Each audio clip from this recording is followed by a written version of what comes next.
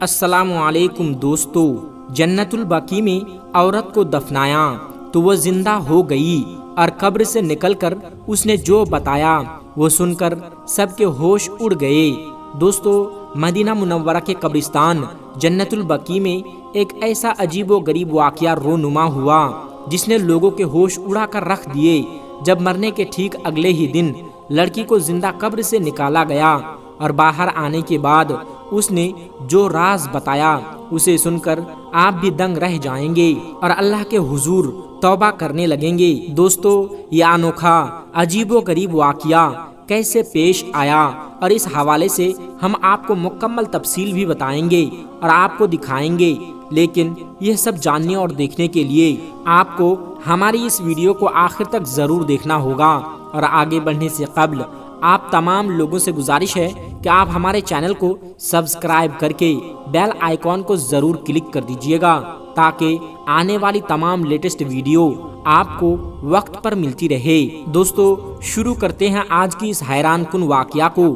کہتے ہیں کہ مدینہ منورہ میں فوت ہونے والی ایک عورت اپنی موت کے ایک دن بعد قبر کے اندر جاگ گئی اور مدد کے لیے پکارنے لگی۔ گھر والوں نے فوری طور پر قبر کشائی کروائی اور وہ لڑکی زندہ حالت میں ملی اور اس نے ایک ایسا راز بتایا جو شاید ہی پہلے کسی نے بتایا ہوگا۔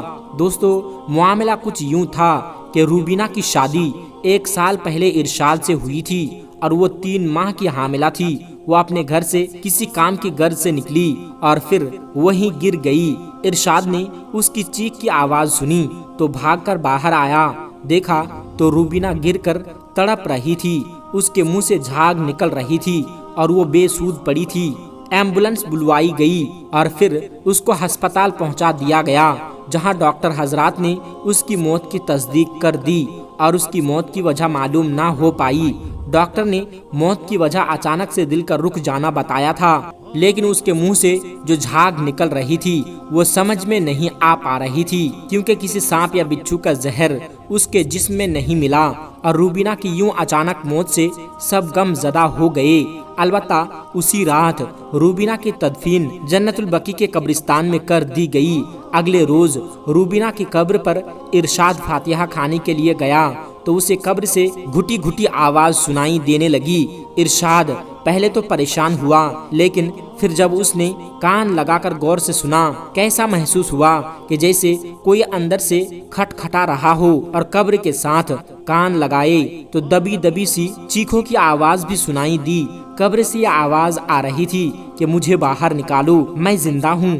ارشاد نے فوراً قبرستان کے گورکن کو بلایا اور اس کو یہ بات بتائی تو گورکن نے بھی اس بات کی تصدیق کر دی کہ اسے بھی آواز سنائی دے رہی ہے۔ ارشاد نے فوراً اپنی اور روبینہ کی فیملی کو قبرستان بلایا۔ قبرستان کے انتظامیہ کو اطلاع کی گئی، کچھ میڈیا والے بھی وہاں آ گئے اور سب کے سامنے اجازت نامے کے بعد قبر کشائی کی گئی۔ دوستو، کہتے ہیں کہ جب قبر کھولی گئی تو روبینہ کا جسم حرارت میں تھا اور نبض آہستگی سے چل رہی تھی، یعنی وہ زندہ تھی اور یوں لگ رہا تھا کہ وہ گھٹن کی وجہ سے بے ہوش ہو گئی ہے۔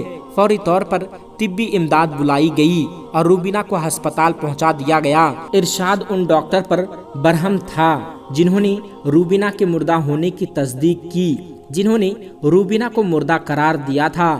وہ ڈاکٹر خود بھی اس بات پر حیران تھے۔ البتہ روبینہ کو طبی امداد دی جانے لگی۔ ڈاکٹر نے روبینہ کی موت کی وجہ بتائی، بے ہوشی کے بعد بھی بیدار برقرار رہتی ہے اور ان کا کہنا تھا کہ اسی وجہ سے وہ قبر میں ہوش میں آ گئی تھی اور قبر سے باہر نکلنے کی کوشش کرنے لگی تھی۔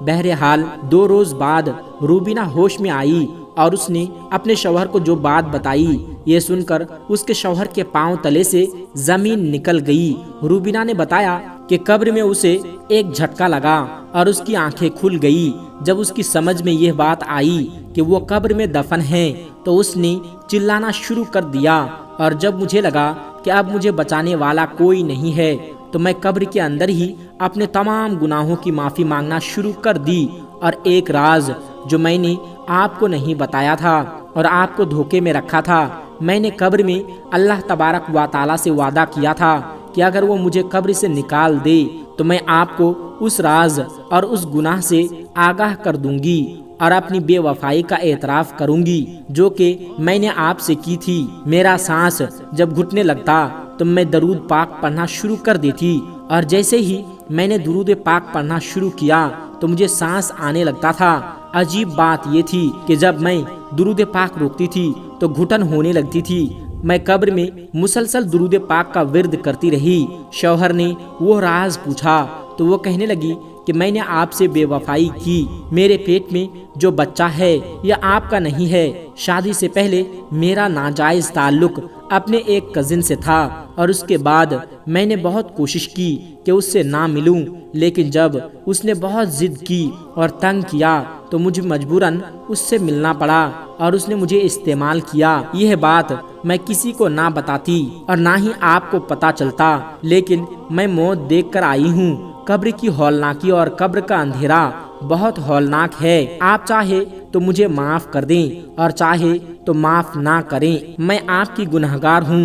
آپ کو پورا حق ہے کہ آپ مجھے اپنائیں یا چھوڑ دیں، یہ فیصلہ آپ کا ہے۔ البتہ میں آپ سے معافی مانگتی ہوں۔ میں اپنی بقایا زندگی توبہ میں گزاروں گی اور اپنی ہر سانس کے ساتھ درود پاک پڑھوں گی اور ایسا ویسا کچھ بھی نہیں کروں گی۔ دوستو، ارشاد چونکہ اپنی بیوی سے سچی محبت کرتا تھا اور اس کا دل تو اس بات پر بہت دکھا، لیکن اس نے اسے دل سے معاف کر دیا، اور اگلے 10 دن بعد روبینہ کا واقعی میں انتقال ہو گیا۔ دوستو، بہت ہی کم ایسے خوش نصیب ہوتے ہیں جن کو اللہ تبارک و تعالی نے توبہ کی مہلت دی ہوگی۔ روبینہ بھی ان خوش نصیب عورتوں میں سے ایک ہیں جن کو قبر میں جانے کے بعد بھی اللہ تبارک و تعالی نے توبہ کا موقع دیا اور اس کی توبہ قبول کر لی، اور اللہ تبارک و تعالی نے اس کو مہلت دی کہ وہ اپنے گناہ کا اعتراف کرے اور اپنی بے وفائی کا اعتراف کرے اور اللہ سے اور اپنے شوہر سے معافی مانگ سکے۔